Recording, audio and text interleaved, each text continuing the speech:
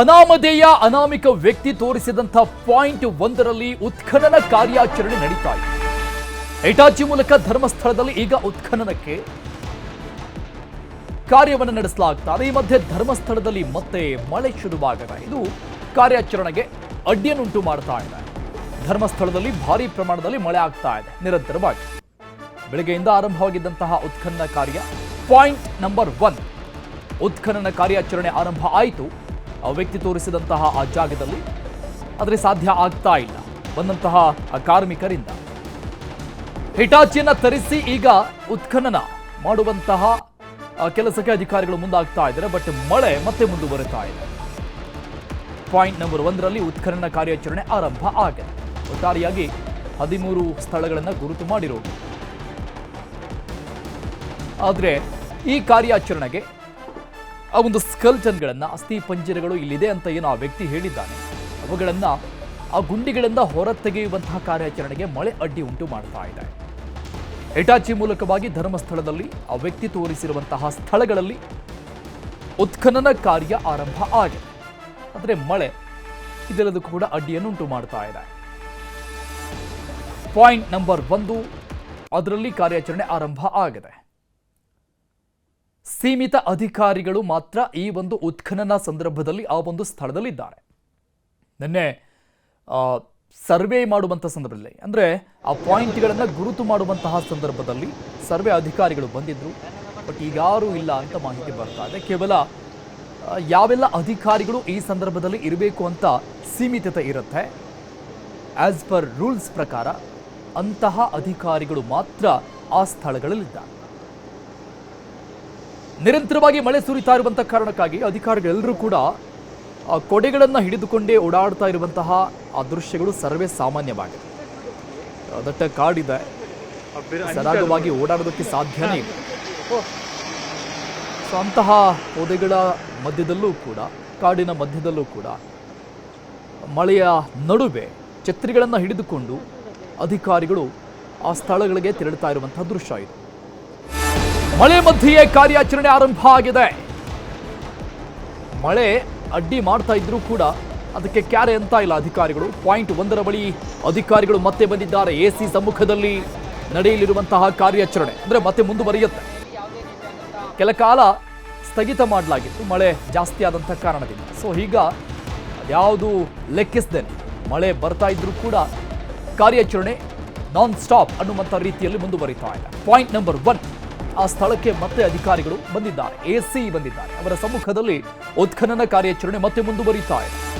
AC ಅವರು ಇರಲೇಬೇಕು ಅನ್ನುವಂತಹ ರೂಲ್ಸ್. ಸೊ ಆ ನಿಬಂಧನೆ ಹಿನ್ನೆಲೆಯಲ್ಲಿ ಎಸಿ ಅವರ ಸಮ್ಮುಖದಲ್ಲಿನೇ ಪಾಯಿಂಟ್ ನಂಬರ್ 1 ಆ ವ್ಯಕ್ತಿ ಗುರುತು ಮಾಡಿರುವಂತಹ ಆ ಸ್ಥಳದಲ್ಲಿ ಮತ್ತೆ ಉತ್ಖನನ ಕಾರ್ಯ ಆರಂಭ ಆಗ್ತಾ ಇದೆ. ಕೊಡೆಗಳನ್ನು ಹಿಡಿದುಕೊಂಡೇ ಅಧಿಕಾರಿಗಳು ಈ ಒಂದು ಕಾರ್ಯಾಚರಣೆಯನ್ನು ಮುಂದುವರಿಸುವಂತಹ ನಿರ್ಧಾರವನ್ನು ತೆಗೆದುಕೊಂಡಿದ್ದಾರೆ. ಬಹಳಷ್ಟು ಸೂಕ್ಷ್ಮವಾದಂಥ ವಿಚಾರ ಆಗಿರೋದ್ರಿಂದ, ಆ ಪ್ರಕರಣ ಆಗಿರೋದ್ರಿಂದ, ಸೊ ಮಳೆ ಅನ್ನುವಂಥದ್ದು ದೊಡ್ಡ ಟಾಸ್ಕ್ ಏನು ಆಗಿರೋದಿಲ್ಲ. ಸೊ ಹಾಗಾಗಿ ಇದನ್ನು ಇಲ್ಲಿಗೆ ಬಿಡಬಾರ್ದು ಅನ್ನುವಂತಹ ನಿಟ್ಟಿನಲ್ಲಿ ಅಧಿಕಾರಿಗಳು ಕೂಡ ಆದಷ್ಟು ಬೇಗ ಎಷ್ಟು ಸಾಧ್ಯನೋ ಅಷ್ಟು ತಮ್ಮ ಎಫರ್ಟನ್ನು ಹಾಕಿ ಈ ಒಂದು ಕಾರ್ಯಾಚರಣೆಯನ್ನು ಮುಂದುವರಿಸ್ತಾ ಇದ್ದಾರೆ. ಕೊಡೆಗಳನ್ನು ಹಿಡಿದುಕೊಂಡೇ ಅಧಿಕಾರಿಗಳು ವಾಪಸ್ ಬಂದಿರೋದನ್ನು ನಾವು ದೃಶ್ಯದಲ್ಲಿ ನೋಡಿದ್ವಿ. ಈಗ ಹಿಟಾಚಿ ಕೂಡ ಬರ್ತಾ ಇದೆ. ಹಿಟಾಚಿ ಮೂಲಕವಾಗಿ ಉತ್ಖನನ ಆರಂಭ ಮಾಡೋದಕ್ಕೆ ಅಧಿಕಾರಿಗಳು ಮುಂದಾಗ್ತಾ ಇದ್ದಾರೆ. ಎಸಿ ಕೂಡ ಈಗಾಗಲೇ ಬಂದಿದ್ದಾರೆ. ಅವರ ಸಮ್ಮುಖದಲ್ಲಿ ಒಂದು ಕಾರ್ಯಾಚರಣೆ ಮುಂದುವರಿಯುತ್ತೆ.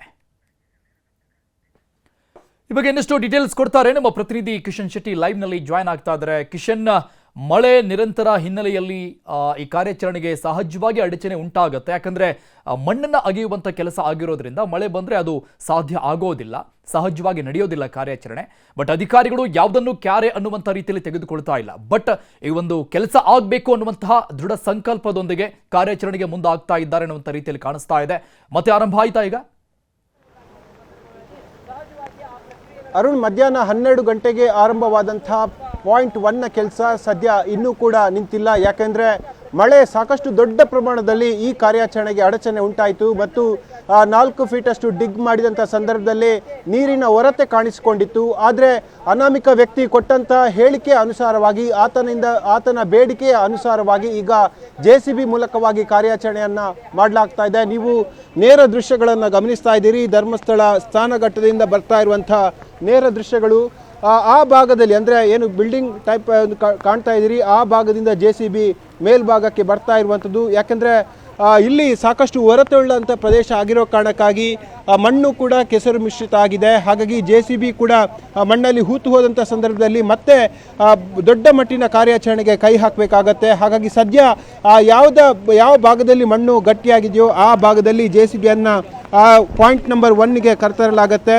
ಸುಮಾರು 4.5 ಫೀಟ್ನಷ್ಟು ಮಾನವ ಶ್ರಮದಿಂದ ಆ ಪಾಯಿಂಟ್ ನಂಬರ್ 1ಅನ್ನು ಡಿಗ್ ಮಾಡಲಾಯಿತು. ಆದರೆ ಆ ಪಾಯಿಂಟ್ ನಂಬರ್ 1ನಲ್ಲಿ ಯಾವುದೇ ಕಳೆ ಬರದ ಅವಶೇಷಗಳು ಸಿಕ್ಕಿಲ್ಲ ಮತ್ತು ಎಳ್ಳಷ್ಟು ಯಾವುದೇ ಸೂಕ್ಷ್ಮವಾದ ಮಾಹಿತಿಗಳು ಕೂಡ ಅದರಲ್ಲಿ ಸಿಕ್ಕಿಲ್ಲ. ಈ ಹಿನ್ನೆಲೆಯಲ್ಲಿ ಅನಾಮಿಕ ವ್ಯಕ್ತಿಯ ಸೂಚನೆಯ ಮೇರೆಗೆ, ಅವ ಕೊಟ್ಟಂಥ ಮನವಿಯ ಮೇರೆಗೆ ಮತ್ತಷ್ಟು ಡಿಗ್ ಮಾಡೋಕ್ಕೆ SIT ಅಧಿಕಾರಿಗಳು ತೀರ್ಮಾನ ಮಾಡಿದರು. ಈ ಹಿನ್ನೆಲೆಯಲ್ಲಿ JCBಯನ್ನು ಈಗ ತರಲಾಗಿದೆ. ಆದರೆ ಮಳೆ ನಿರಂತರವಾಗಿ ಹೊಡಿತಾ ಇದೆ. ಕಳೆದ ಅರ್ಧ ಗಂಟೆಯಿಂದ ನಿರಂತರವಾಗಿ ಮಳೆ ಆಗ್ತಾ ಇದೆ. ಮಳೆ ತೀವ್ರಗೊಳ್ತಾ ಇರುವಂಥ ಹಿನ್ನೆಲೆಯಲ್ಲಿ ಪಾಯಿಂಟ್ ನಂಬರ್ 1ನ ಗುಂಡಿಯಲ್ಲಿ ಮತ್ತೆ ನೀರಿನ ಹೊರತೆ ಜಾಸ್ತಿ ಆಗ್ತಾ ಇದೆ. ಈ ಪಾಯಿಂಟ್ ನಂಬರ್ 1 ಇರುವಂಥದ್ದು ನೇತ್ರಾವತಿ ನದಿಯಿಂದ ಸುಮಾರು 10-15 ಮೀಟರ್ ಮೇಲ್ಭಾಗದಲ್ಲಿ, ಅಂದರೆ ಅದು ನೀರಿನ ಪ್ರದೇಶ. ಮಳೆಗಾಲದ ಈ ಸಂದರ್ಭದಲ್ಲಿ ಜಾಸ್ತಿ ಮಳೆಯಾದರೆ ಆ ಭಾಗವು ಕೂಡ ಪ್ರವಾಹದಲ್ಲಿ ಮುಳುಗಿ ಹೋಗುತ್ತೆ. ಈ ಹಿನ್ನೆಲೆಯಲ್ಲಿ ಅಲ್ಲಿ ಸಾಕಷ್ಟು ನೀರಿನ ಅಂಶ ಇರೋ ಕಾರಣಕ್ಕಾಗಿ ದೊಡ್ಡ ಪ್ರಮಾಣದ ಅಡಚಣೆ ಈಗ SIT ತಂಡಕ್ಕೆ ಆಗಿರುವಂಥದ್ದು. ಪಾಯಿಂಟ್ ನಂಬರ್ 1ನಲ್ಲಿ ಸುಮಾರು 4ರಿಂದ 4.5 ಫೀಟ್ನಷ್ಟು ಮಾನವ ಶ್ರಮದ ಮೂಲಕ, ಅಂದರೆ 12 ಮಂದಿ ನಿರಂತರವಾಗಿ ಕೆಲಸವನ್ನು ಮಾಡಿದ್ರು. ಸಾಕಷ್ಟು ಅಡಚಣೆ ಇದ್ದರೂ ಕೂಡ ಇವತ್ತು ಏನಾದರೂ ಒಂದು ಪಾಯಿಂಟ್ ನಂಬರ್ 1ನ ತಾರ್ಕಿಕ ಅಂತ್ಯವನ್ನು ಮಾಡಬೇಕು, ಸವಾಲನ್ನು ಗೆಲ್ಲಬೇಕೆಂಬ ಏಕಮಾತ್ರ ಉದ್ದೇಶದಿಂದ SIT ಅಧಿಕಾರಿಗಳು ನಿರಂತರವಾದ ಕಾರ್ಯಾಚರಣೆಯನ್ನು ಮಾಡಿದರು. ಸದ್ಯ JCB ಮೂಲಕವಾಗಿ ಪಾಯಿಂಟ್ ನಂಬರ್ 1ನ ಮಣ್ಣನ್ನು ಹೊರತೆಗೆಯುವಂಥ ಕೆಲಸಗಳು ಸದ್ಯಕ್ಕೆ ನಡೀತಾ ಇರುವಂಥದ್ದು. ನೀವು ದೃಶ್ಯಗಳಲ್ಲಿ ಗಮನಿಸ್ತಾ ಹೋದರೆ ಈಗಾಗಲೇ ಆ ಪೊದೆಯ ಸಂಧಿಯಲ್ಲಿ ಅಧಿಕಾರಿಗಳು ಕೂಡ ಇದ್ದಾರೆ. ಆ ಕೆಳಭಾಗದಿಂದ JCB ಮೇಲ್ಭಾಗಕ್ಕೆ ಬರ್ತಾ ಇದೆ. ಈಗ ಮಾಡಿರುವಂಥ ಗುಂಡಿಯ ಸುತ್ತಮುತ್ತಲಿನ ಪ್ರದೇಶವನ್ನು ಈ JCB ಮೂಲಕವಾಗಿ ತೆಗೆಯಲಾಗತ್ತೆ. JCBಯನ್ನು ಬಳಸುವಾಗಲೂ ಕೂಡ ಬಹಳಷ್ಟು ಸೂಕ್ಷ್ಮವಾಗಿ ಬಳಸಬೇಕಾಗತ್ತೆ. ಯಾಕೆಂದರೆ ಇನ್ ಕೇಸ್ ಕಳೆ ಬರ ಇದ್ದಂಥ ಸಂದರ್ಭದಲ್ಲಿ ಅದಕ್ಕೆ ಹಾನಿಯಾಗುವಂಥ ಸಾಧ್ಯತೆಗಳು ಕೂಡ ಇದೆ. ಅಸ್ಥಿಪಂಜರಕ್ಕೆ ಹಾನಿಯಾಗುವಂಥ ಸಾಧ್ಯತೆಗಳು ಕೂಡ ಇದೆ. ಅದು ಮುಂದಿನ DNA ಟೆಸ್ಟ್ಗೆ ಬಹಳಷ್ಟು ದೊಡ್ಡ ಮಟ್ಟಿನ ಹೊಡೆತವನ್ನು ಕೊಡುವಂಥ ಸಾಧ್ಯತೆಗಳು ಕೂಡ ಇದೆ. ಇಂತಹ ಎಲ್ಲ ಸೂಕ್ಷ್ಮ ವಿಚಾರಗಳನ್ನು ಇಟ್ಕೊಂಡು FSL ಮತ್ತು ಸೋಕೋ ಮತ್ತು ವೈದ್ಯರ ಸಲಹೆ ಮೇರೆಗೆ JCBಯಿಂದ ಈ ಮಣ್ಣನ್ನು ತೆಗೆಯುವಂಥ ಪ್ರಕ್ರಿಯೆ ಸದ್ಯಕ್ಕೆ ಆಗ್ತಾ ಇರುವಂಥದ್ದು. ಸದ್ಯ ಕೆಳಭಾಗದಿಂದ JCBಯನ್ನು ಮೇಲ್ಭಾಗಕ್ಕೆ ತರಲಾಗ್ತಾ ಇದೆ. ನೀವು ದೃಶ್ಯಗಳಲ್ಲಿ ಗಮನಿಸ್ತಾ ಹೋದರೆ ಛತ್ರಿಯನ್ನು ಇಟ್ಕೊಂಡು ಅಧಿಕಾರಿಗಳು ಕೂಡ ಸ್ಥಳದಲ್ಲಿ ಬೀಡು ಬಿಟ್ಟಿರುವಂಥದ್ದು. AC ಸ್ಟೆಲ್ಲಾ ವರ್ಗೀಸ್ ಆಗಿರ್ಬೋದು, DIG ಅನುಚೇತ್ ಅವರ ತಂಡ ಇಲ್ಲಿ ಆಗ್ತಾ ಇರುವಂಥದ್ದು. ಸದ್ಯ JCB ಮೂಲಕವಾಗಿ ಉತ್ಖನನ ಮಾಡುವಂಥ ಕೆಲಸಗಳು ಸದ್ಯಕ್ಕೆ ಆಗ್ತಾ ಇರುವಂಥದ್ದು. ದೃಶ್ಯಗಳಲ್ಲಿ ನೇರವಾಗಿ ನಮಗೆ ಕಣ್ಣಿಗೆ ಕಾಣ್ತಾ ಇಲ್ಲ. ಆದರೆ ಆ ದೊಡ್ಡ ಗಿಡ ಗಂಟಿಗಳ ಆ ಕಡೆ ಅದರ ಮರೆಯಲ್ಲಿ JCB ಕೆಲಸವನ್ನು ಮಾಡ್ತಾ ಇದೆ. ಪಾಯಿಂಟ್ ನಂಬರ್ 1ಅನ್ನು ಹೇಗಾದರೂ ಮಾಡಿ ಮುಗಿಸಲೇಬೇಕು, ಆತ ಹೇಳುವಷ್ಟು ಗುಂಡಿಯನ್ನು ತೋಡಲೇಬೇಕೆಂಬ ಉದ್ದೇಶದಿಂದ SIT ಬಹಳಷ್ಟು ಪಾರದರ್ಶಕವಾಗಿ ಕೆಲಸವನ್ನು ಮಾಡ್ತಾ ಇದೆ. ಯಾಕೆಂದರೆ ತನಿಖೆಯ ಪ್ರಗತಿಯ ಹಂತದಲ್ಲಿ ಅನಾಮಿಕ ವ್ಯಕ್ತಿ ಯಾವುದೇ ಹೇಳಿಕೆಗಳನ್ನು ಕೊಡಬಾರ್ದು. ಅಂದರೆ ತನ್ನ ಮಾತಿಗೆ SIT ಅಧಿಕಾರಿಗಳು ಪೂರಕವಾಗಿ ಸ್ಪಂದನೆ ಕೊಟ್ಟಿಲ್ಲ, ನಾನು ಹೇಳಿದಂಥ ಜಾಗದಲ್ಲಿ ಅವರು ಡಿಗ್ ಮಾಡಿಲ್ಲ, ಉತ್ಖನನ ಮಾಡಿಲ್ಲ ಎಂಬ ಯಾವುದೇ ವಿಚಾರಗಳನ್ನು ತನಿಖೆಯ ಪ್ರಗತಿಯ ಹಂತದಲ್ಲಿ ಅನಾಮಿಕ ವ್ಯಕ್ತಿ ಕೊಡಬಾರ್ದು ಎಂಬ ಏಕಮಾತ್ರ ಉದ್ದೇಶದಿಂದ ಬಹಳಷ್ಟು ಪಾರದರ್ಶಕವಾಗಿ ಈ ತನಿಖೆಯನ್ನು ಮಾಡಲಾಗ್ತಾ ಇರುವಂಥದ್ದು. ಈ ನಿಟ್ಟಿನಲ್ಲಿ ಸತ್ಯಾಸತ್ಯತೆಯನ್ನು ಜನರ ಮುಂದೆ ತೆಗೆದಿಡೋಕ್ಕೆ ಇದೊಂದು ದೊಡ್ಡ ಪ್ರಯತ್ನ SITಯಿಂದ ಅಂತ ಹೇಳಲಾಗ್ತಾ ಇದೆ. ಯಾಕೆಂದರೆ ಪ್ರಾರಂಭದ ಹಂತದಲ್ಲಿ ಎಲ್ಲರೂ ಕೂಡ ಭಾವಿಸಿದ್ರು ಇಷ್ಟು ಕಷ್ಟಪಟ್ಟು ಮಾನವ ಶ್ರಮದಿಂದ ಡಿಗ್ ಮಾಡುವಂಥ ಅನಿವಾರ್ಯತೆ ಏನಿತ್ತು. ಯಾಕೆಂದರೆ ಈಗ ಆಗ್ತಾ ಇರುವಂಥದ್ದು ಕೇವಲ ಸ್ಪಾಟ್ ನಂಬರ್ 1. ನಿನ್ನೆ ಆತ ಸ್ಪಾಟ್ ನಂಬರ್ 13 ತನಕ ಗುರುತಿಸಿದ್ದಾನೆ. ಅಂದರೆ ಇದನ್ನು ಬಿಟ್ಟು ಇನ್ನೂ 12 ಸ್ಪಾಟ್ಗಳು ಕೂಡ ಇದೆ. ಅದನ್ನು ಡಿಗ್ ಮಾಡುವಾಗ ಎಷ್ಟೊತ್ತಾಗ್ಬೋದು, ಎಷ್ಟು ದಿನ ಕಳೀಬಹುದು ಎಂಬ ಶಂಕೆ ಬಹಳಷ್ಟು ಜನರಿಗೆ ಕೂಡ ಇತ್ತು. ಆದರೆ ಸಾಕ್ಷ್ಯವನ್ನು ನಾಶ ಮಾಡಲು ಯಾವುದೇ ಒಂದು ಪ್ರಯತ್ನಗಳು ಇಲ್ಲಿ ನಡೆದಿಲ್ಲ. ಇದು ಸ್ಪಷ್ಟವಾಗಿ ಗೋಚರ ಆಗ್ತಾ ಇದೆ. ಇನ್ನೊಂದು ಕಡೆ ಅನಾಮಿಕ ವ್ಯಕ್ತಿಯ ಮನಸ್ಸಲ್ಲಿರುವಂಥ ಎಲ್ಲ ಸಂದೇಹಗಳನ್ನು ನಿವಾರಿಸೋಕೆ SIT ಬಹಳಷ್ಟು ಪಾರದರ್ಶಕವಾಗಿ ಕೆಲಸವನ್ನು ಮಾಡ್ತಾ ಇದೆ. ಆತ ಕೊಡ್ತಾ ಇರುವಂಥ ಎಲ್ಲ ಸೂಚನೆಗಳನ್ನು ಪಾಲಿಸ್ತಾ ಇದೆ. ವಿದ್ ಅಧಿಕಾರಿಗಳ ಸೂಚನೆ ಮೇರೆಗೆ, ತಜ್ಞರ ಅಭಿಪ್ರಾಯದ ಮೇರೆಗೆ ಈ ಎಲ್ಲ ಕೆಲಸಗಳು ಆಗ್ತಾ ಇರುವಂಥದ್ದು. ಸದ್ಯ ನೀವು ನೇರ ದೃಶ್ಯಗಳನ್ನು ಧರ್ಮಸ್ಥಳದ ನೇತ್ರಾವತಿಯ ಸ್ಥಾನಘಟ್ಟದಿಂದ ಗಮನಿಸ್ತಾ ಇದ್ದೀರಿ. ಸಾಕಷ್ಟು ಅಧಿಕಾರಿಗಳು ಕೂಡ ಇದ್ದಾರೆ. Puttur A C Stella Varghese ಬೆಳಗಿನಿಂದ ಅಂದರೆ ಸುಮಾರು 11 ಗಂಟೆಯಿಂದ ಕೂಡ ಇದೇ ಸ್ಥಳದಲ್ಲಿ ಮೊಕ್ಕಾಂ ಹೂಡಿದ್ರು.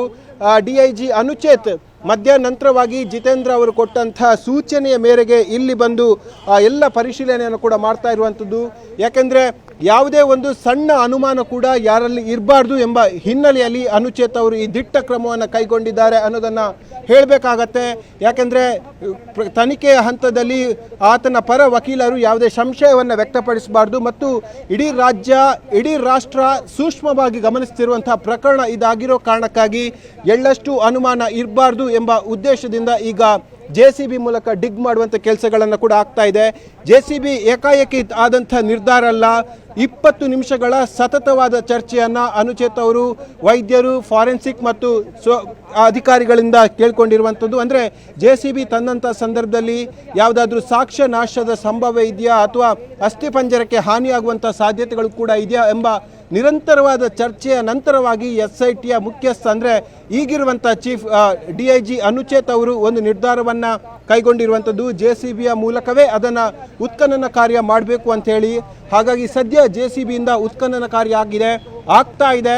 ಕಳೆದ 7-8 ನಿಮಿಷಗಳಿಂದ ಅದನ್ನು ಉತ್ಖನನ ಮಾಡ್ತಾ ಇದ್ದಾರೆ. ಇನ್ನು 10 ನಿಮಿಷದಲ್ಲಿ ಅದಕ್ಕೆ ಪೂರಕವಾದಂಥ ಫಲಿತಾಂಶ ಸಿಗುವಂಥ ಸಾಧ್ಯತೆಗಳು ಕೂಡ ಇದೆ. ಈಗಾಗಲೇ ಬೆಳಗಿನಿಂದ ಸಾಕಷ್ಟು ಸಂಖ್ಯೆಯಲ್ಲಿ ಇಲ್ಲಿ ಗ್ರಾಮಸ್ಥರು ಬಂದು ನಡೆದಿದ್ರು. ಬಹಳಷ್ಟು ಕುತೂಹಲದಿಂದ ಈ ಪ್ರಕರಣವನ್ನು ಕಾಣ್ತಾ ಇದ್ದಾರೆ. ಯಾಕೆಂದರೆ ಅತಿ ದೊಡ್ಡ ಸಂಚಲನವನ್ನು ಉಂಟು ಮಾಡಿದಂತಹ ಧರ್ಮಸ್ಥಳದಲ್ಲಿ ನೂರಾರು ಶವಗಳನ್ನು ಹೂತಿಟ್ಟ ಪ್ರಕರಣ ಇದು. ಹಾಗಾಗಿ ರಾಷ್ಟ್ರ ಮತ್ತು ರಾಜ್ಯ ಮಟ್ಟದಲ್ಲಿ ಇದರ ಬಗ್ಗೆ ಚರ್ಚೆ ಆಗ್ತಾ ಇದೆ. ಸಹಜವಾಗಿ ಧರ್ಮಸ್ಥಳ ಗ್ರಾಮಸ್ಥರಲ್ಲಿ ಕೂಡ ಒಂದು ಕುತೂಹಲ ಇತ್ತು. ಈ ಆರೋಪದ ಸತ್ಯಾಸತ್ಯದ ಬಗ್ಗೆ ಜನ ವಿವಿಧ ರೀತಿಯಲ್ಲಿ ಮಾತಾಡಿಕೊಳ್ತಾ ಇದ್ರು, ವಿವಿಧ ರೀತಿಯಲ್ಲಿ ಅಭಿಪ್ರಾಯಗಳನ್ನು ಹಂಚಿಕೊಳ್ತಾ ಇದ್ರು.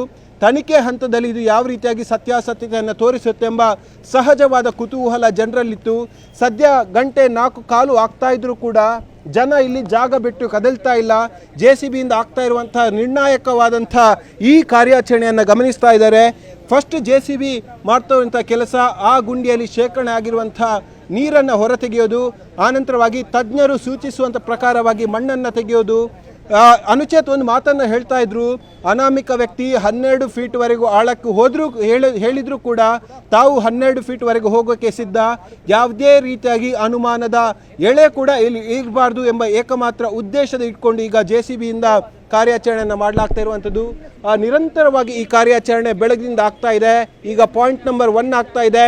ಆದರೆ ಪಾಯಿಂಟ್ ನಂಬರ್ 13 ಆಗೋ ತನಕ ಎಷ್ಟು ದಿನ ಆಗ್ಬೋದು ಎಂಬ ಶಂಕೆ ಸದ್ಯಕ್ಕೆ ಎಲ್ಲರಲ್ಲಿರುವಂಥದ್ದು. ಅರುಣ್.